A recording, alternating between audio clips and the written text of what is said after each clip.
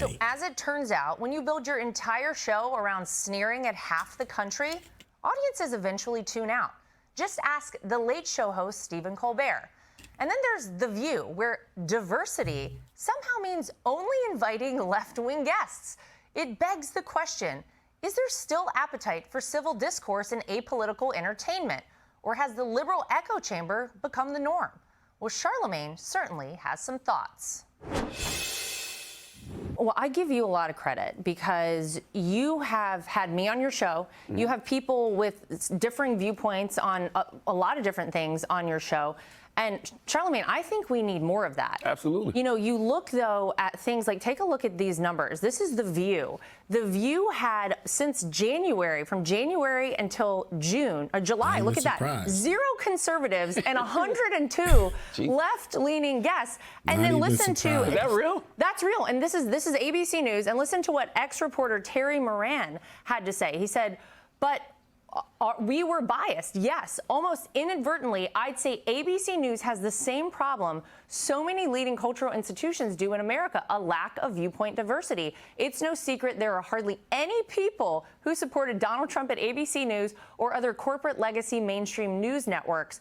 How important do you think it is to have different viewpoints and allow people, I mean, you're here on my show, I appreciate that, and vice versa, you had me on yours. This is important. I think it's very important because I think a lot of times people talk about folks they never talk to. Yeah. And if you think that a person is spreading misinformation, if you think that a person is lying, then, you know, bring them on your platform and have that conversation. Like, you know, present the facts, present the truth, and then let the people decide. I think that's ridiculous to never, ever have anybody on your show that you know, don't agree with or has an opposing view of you or is from a different political party. Because at the end of the day, man, regardless of who's in the White House, that person represents all of America. And I reserve the right to criticize both parties. Well, and I would say that person is a representative of America, and we should all want that person to succeed for America, right? No matter your political viewpoints, right? Now, I'd be saying the same thing. Like, I had this conversation with a friend, too, and he was like, yo, he don't like Trump. He don't like Trump at all. And he was like, yo, I want Trump to do so bad. So bad. I want him to fail. Like, bro, you know, if he fails, like, we fail too, like the whole United States. Like, why would you wish that on the leader of the country, even if you may disagree with him? Like, bro, what you talking about? You want him to fail? No. We still need him to do decent enough, at least, to keep this stuff rolling still. So we don't need this stuff to fail. We don't need it to burn down, bro. Like, what are you talking about? 100% agree. Like, when you ask me, you know, what do I think President Trump has done over the last 6 months, I don't want to say that I think he did a terrible job, but if he's doing a terrible job, I got to call it like it is. And if it was a Democrat, I will respectfully disagree with you on that. Understand but that's you would, okay. You can have your viewpoint. But if it was I gave President Biden the same hell too, you know, because I didn't think he was doing a good job. All we want is somebody in those positions that's going to do a good job. I'm not a party person in no way, shape, or form. I want to say I'm an independent, but that don't make no sense because there's only 2 parties in this country, right? So you're going to end up voting for one of the other. Do you see yourself in 2028 voting blue or voting red? And is there anyone you might already see yourself supporting?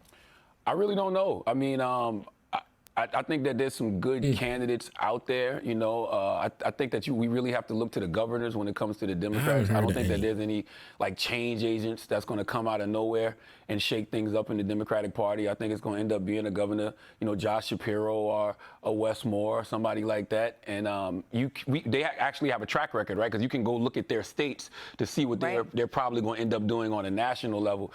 The only other person I would like to see in 2028 run, and this is going to sound ridiculous probably coming from me, I would love to see Jon Stewart run in 2028. If we're talking about like a change agent coming from the outside that's really going to shake things up and somebody that I feel like can speak to. Isn't he a comedian?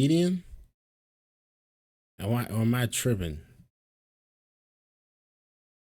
What are you talking about, Charlamagne? You know, all people. Plus, he's a celebrity who actually knows what they're talking about. We've seen him get legislation and stuff, passed before. Like, we know where his heart is. He'd be somebody I'd like to see really get in the race and disrupt things in 2028. That's an interesting take right there. Well, maybe a Jon Stewart Colbert ticket, because Colbert's not going to have a job. He's not working because of President Trump, so they say.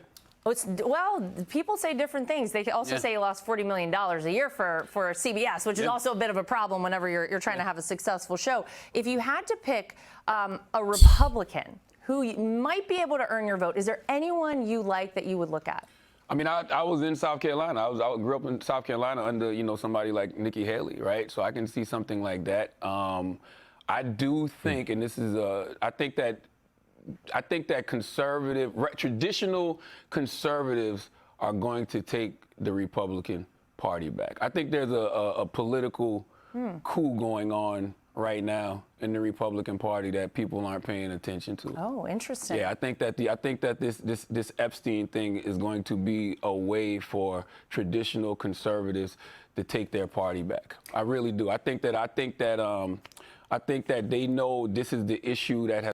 Everybody seems to care a lot about this Epstein thing. And I don't know if it's just me or if I'm just tripping, but ever since he died, I have not been that interested anymore.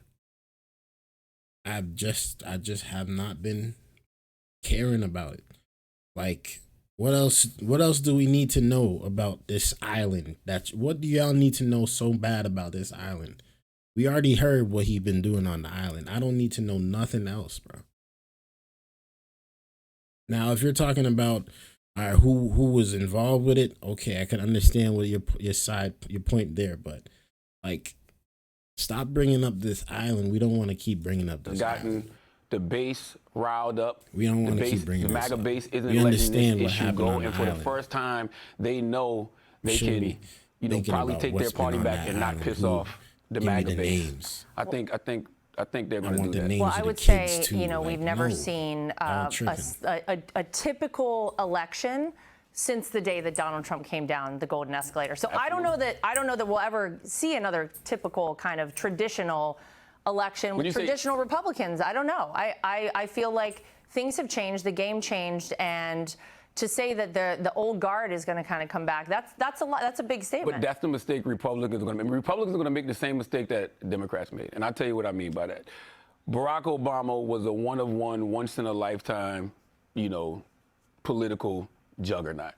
And Absolutely. Since Barack Obama, every Democrat has tried to be Barack Obama. You're not Barack Obama. You got to be yourself. It's going to be the same thing with Republicans. Mm-hmm. Say what you want. Donald Trump is a once-in-a-lifetime, one-on-one political juggernaut. You're not going to be Donald Trump. So if you think you're going to be able to do what Donald Trump has done, talk the way Donald Trump has talked, get away with what Donald Trump has got away with, it's not going to happen. So everybody right now, we have the opportunity to have a huge reset. I think you should blow it all up. I think that people are really sick and tired of what we've been presented from both parties. By the way, we knew this before the last election. They were telling us that 70% of people did not want to see a rematch between Trump or Biden. So it's just we know we want something different. Everybody wants something different. So I think that if Democrats keep doing the same old thing, they're going to keep getting the same results. And if Republicans, think that they can repeat what has been done and don't try to give the people something new, they're going to get the results they don't want. Well, just to wrap up here, and I appreciate our whole conversation. You on your show have a lot of young viewers. You're very influential, I think, with a lot of people. What would be your message to this next generation of voters? Because they're going to play a very pivotal role coming up in these midterms and coming up in 2028. What's your message? Let's stop listening to the catchy slogans. Let's stop putting on jerseys for different parties, and let's just focus on the people who are putting the ideas out there that truly are going to put more money in your pocket and truly are going to make you feel safe in this country. Who is the forward-thinking people that are talking about, making this country more affordable, who are talking about really making you as an individual smarter, telling you what sectors to get into the world to make, this country better. Listen to people's ideas. We focus too much on individuals. We focus too much on identity. We focus too much on party. What are people's ideas? Because that is what is going to always win. All right. Well, Charlamagne, we appreciate you taking the time. Thank you for having me. Thanks for sitting down. Some of the perspectives I can understand from Charlamagne, although I do disagree with him on a lot of things. You know, I can at least have a conversation and sit and listen and hear his side or whatever the case may be, and form my own opinion about what he's saying. And for the most part here, I liked what he was saying, except for not his candidates or anything, but I'm talking about just as in like the next person that is going to be the president of the United States. It should be something like something new, something we haven't seen before, something good. And I don't even at this point in time, I really don't care where it comes from. I just gotta see it. You know what I mean? I want to see it. So that'll be interesting to see who would be the next president of the United States. People are saying, oh, it's gonna be Donald Trump, blah blah blah, but we know that's not gonna happen. But it's gonna be interesting. I mean, JD Vance is not, honestly, he's not like popular like that. In my opinion, he's not as popular as a Trump is or as a Obama was. So it'll be interesting. And Kamala, I don't think Kamala is going to be running again because we've seen how that turned out last round. Joe Biden's done. Hillary's not going to be doing anything. We talking about AOC. Is AOC going to be the next leader of the Democratic Party? Like, who is that person? You know what I mean? But let me know y'all thoughts, man, about this down in the comments below. I'd really like to know y'all thoughts.